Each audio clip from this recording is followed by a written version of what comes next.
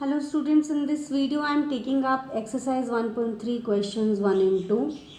Write the following in decimal form and tell what kind of decimal expansion each of them has. So the first part is 36 by 100. So we don't need to divide it actually, we can simply put it in decimal form, which is equal to 0.36. And what kind of decimal expansion it is? Of course it is terminating. It is terminating decimal expansion because it is 0.36. Nothing is being repeated. Let us consider second part. It is 1 by 11. So let's divide. Actually, let's perform the long division of 1 dividing by 11.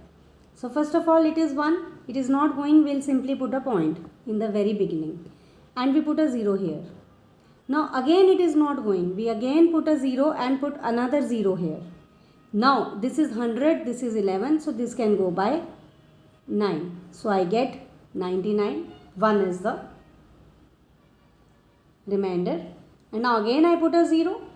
But again it is not going. This is 11, this is 10. I again have to put a 0 here so that I can put another 0 here. And again I do it 11 nines are 99. And again I get 1. So you can see that this one is getting repeated. So after this again I will put a 0 here and it will not go. I will again put a 0. So I get my answer as 0.0909 and this is going to be repeated.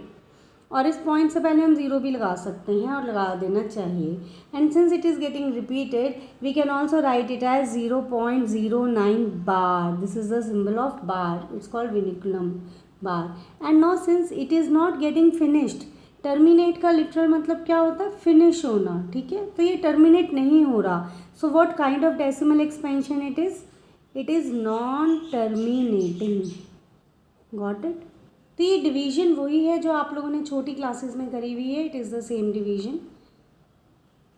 Third part देखते हैं इसका. Third part is 4 1 by 8. 4 1 by 8. So first you will convert it. On conversion what do you get? 8 into 4 is 32 plus 1 33. So it becomes 33 by 8. कैसे आया ये? Side में करके बता रही हूँ आपको. 8 into 4 plus 1. ऐसे हम चेंज करते हैं ना इसको. तो 8 4 is 32 plus 1. This becomes 33 by 8. Now let us divide. हम इसको लॉन्ग डिवीजन परफॉर्म करते हैं. 33 को एक्चुअली 8 से डिवाइड करते हैं. तो सबसे पहले किससे जाएगा? 4 पर जाएगा. 8 4s are हमारे पास बचा 32. 32 से हमारे पास रिमाइंडर बच गया 1. अब क्योंकि आगे जा नहीं रहा तो हम यहाँ पे पॉइंट लगा देंगे और यहाँ पे 0 लगा देंगे. अब ये जा रहा है तो 8 1s are 8. यहाँ पे बचा 2. अब यहाँ पॉइंट क्योंकि ऑलरेडी लग चुका है तो अब हमें यहाँ पे हम डायरेक्टली यहाँ 0 लगा सकते हैं. अभी भी ना जाता फिर हम यहाँ पे 0 लगाकर एक और 0 लगाते. सो 8 2s are 16. I am left with 4. And again if I put a 0 here, 8 5s are 40. And this division terminates. So हमारे पास आंसर क्या आ गया 33 by 8 का? हमारे पास आंसर आ गया इसका 4.125. And you can see it is not being repeated. So this is what kind of decimal expansion? It is terminating. Alright, let's go to the next part. Fourth part says 3 by 13. Here I want to tell you guys one thing. If the denominator is of the form 2 raised to power m into 5 raised to power n, ये वैसे आगे आएगा topic पर, मैं आपको यहीं बता देती हूँ ताकि आप इसे यूज़ कर सको कि इफ़ डिनोमिनेटर जो है अगर वो is of the form 2 raised to power m into 5 raised to power n, then it is terminating.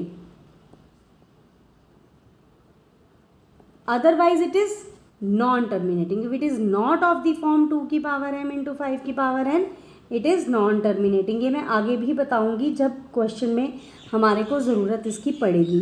तो ये समझते हैं क्या मतलब है इसका कि अब ये देखिए 13 डिनोमिनेटर, ये 2 की पावर और 5 की पावर में नहीं पुट कर सकते हम, तो ये नॉन टर्मिनेटिंग आएगा. इसका आंसर हमें पहले ही पता चल गया.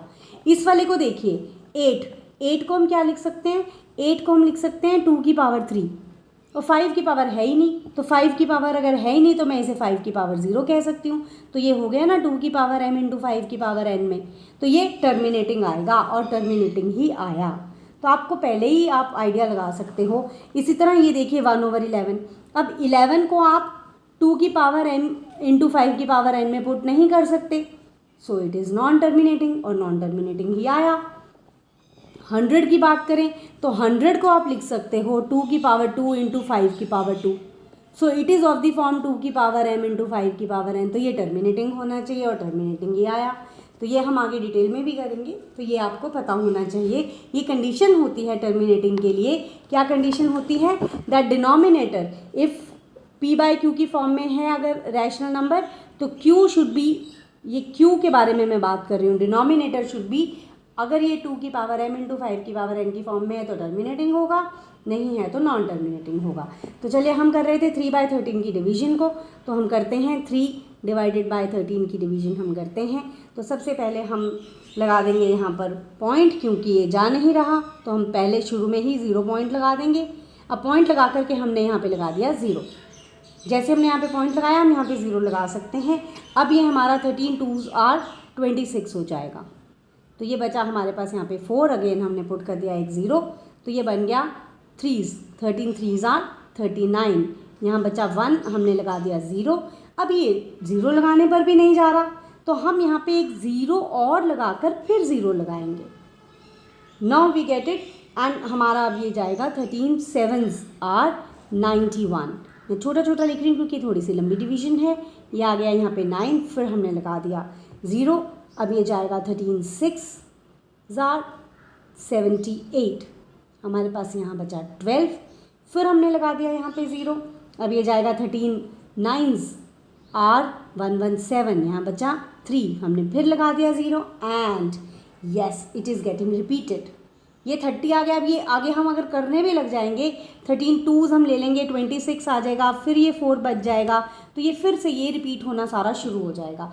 इसका मतलब हम इसका आंसर कैसे लिख सकते हैं? हम 13/3 का आंसर हम लिख सकते हैं। इसका मतलब 13/3 को हम कैसे लिख सकते हैं? We can write it as 0.230769। Again 2 repeat होने लग गया, तो फिर हम इसको यहाँ पे बार लगा सकते हैं। ठीक है, हम इसको यहाँ पर बार लगा सकते हैं। तो I hope this is clear to all of you. I am left with still 2 more parts, so let me take up the next part.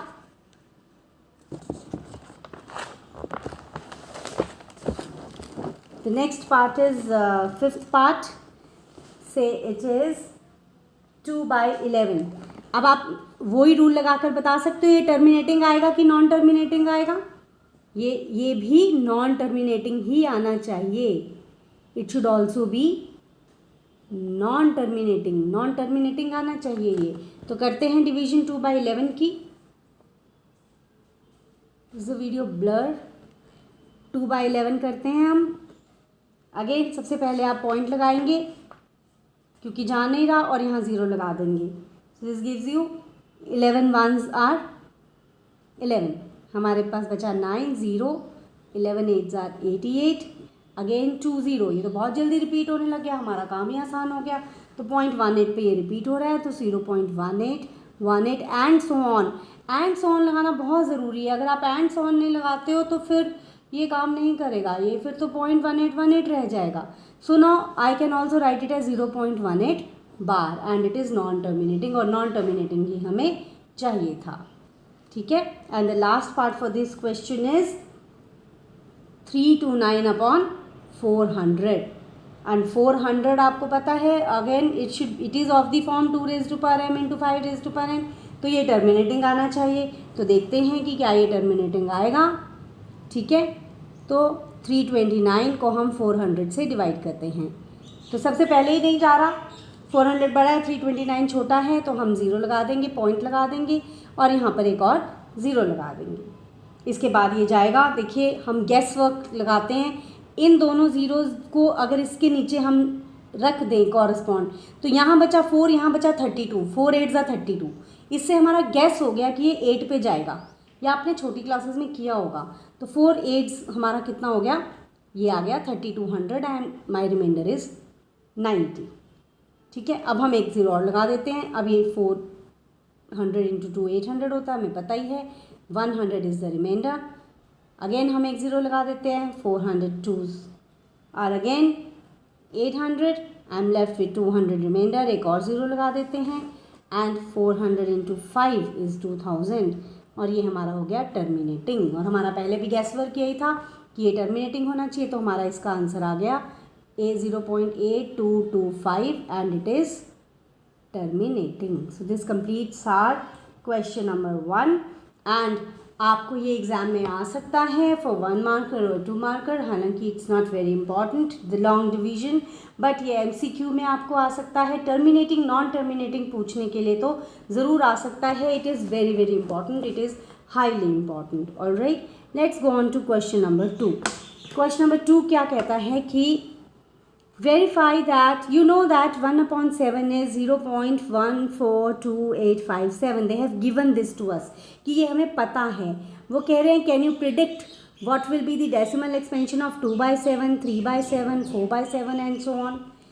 So 1/7 की उन्होंने हमें दे दी 0.142857 बार, 0.142857 बार, and they want us to predict the decimal expansion of 2/7 क्या होगी। तो 2/7 is actually 2 into 1/7, तो predict ही हमें करना है ना। तो इसका मतलब ये 2 इंटू 0.142857 बार से आ जाना चाहिए। We should get it like this. And अगर हम इसे मल्टीप्लाई करें तो हमें क्या मिलता है, 2 7s are 14, ये आप मल्टीप्लाई कर सकते हो। 2 5s are 10, 1 carry 1, then 2 8s are 16 and 1 was carry, 7 carry 1, 2 2s are 4 and 1 5, 2 4s are 8 and 2 1s are 2। सो ये हमारे पास आ रहा है एंड वी कैन सी कि क्या हम इसे अगर एक्चुअली डिवाइड करें तो क्या हमें यही मिलेगा, ये हमको देखना है। So I leave this division on you because if we have done the question number 1 you can do it. Similarly 3/7 के लिए आप क्या करेंगे, 3 इंटू 1/7 परफॉर्म करेंगे, 3 इंटू 0.142857 बार, और ये 3 से मल्टीप्लाई करके आपके पास आना चाहिए 0.428571। You can verify it and you can do the long division bye of 3/7। So I leave it on to you. I hope you guys understand this. Do not skip NCERT at all.